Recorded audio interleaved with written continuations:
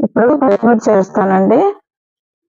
టమాటా already అన్నిట్లో ఉన్నాయి, చాలు ఇవి. ఇంకా ఈ ఎదగాలండి, చిన్నగా ఉన్నాయి అందుకని వేయలేదు.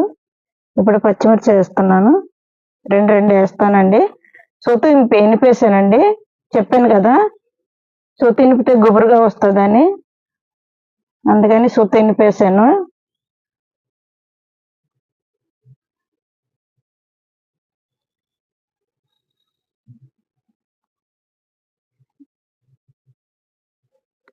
పచ్చిమిర్చి మనకు అవసరం కదా, ఎక్కువ వేసుకోవాలండి.